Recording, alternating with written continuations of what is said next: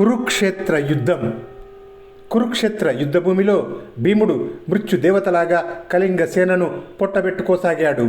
నేల మీద నడుస్తూ కత్తి తప్ప మరొక ఆయుధం లేకుండా అతను ఏనుగులను పడగొట్టాడు. సైనికులను వేల సంఖ్యలో మట్టు పెట్టాడు. గుర్రాలు, ఏనుగులు అతని తాకిడికి చచ్చి పడిపోయాయి. దగ్గరికి వచ్చిన రతికులను కూడా భీముడు చంపేశాడు. తనపై వచ్చే బాణాలను తప్పించుకోవటానికి భీముడు కత్తి గిరగిరా తిప్పాడు. కళింగ సేనలో చాలా భాగం భీముడి చేతిలోనే నాశనమయ్యింది.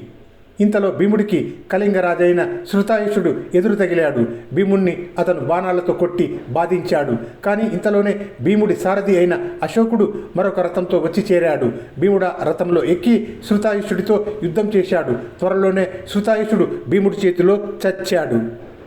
భీముడు ఒంటరిగా చేసిన ఈ యుద్ధాన్ని దృష్టద్యుమ్నుడు కళ్ళారా చూసి పొంగిపోయాడు. అతను శిఖండి మొదలైన యోధులతో వెళ్ళండి, భీష్ముడు మొదలైన వాళ్లను ఎదుర్కోండి అని ప్రోత్సహించి సాత్యకితో సహా భీముడున్న చోటికి వచ్చాడు. ఇంతలో కౌరవ సైన్యాలలో కలకలం సాగింది. భీముడు మృత్యు విహారం చేస్తున్నాడని విని భీష్ముడు భీముడికేసి వచ్చాడు. భీష్ముడికి భీమ సాత్యకి దృష్టద్యుమ్నులతో యుద్ధం జరిగింది.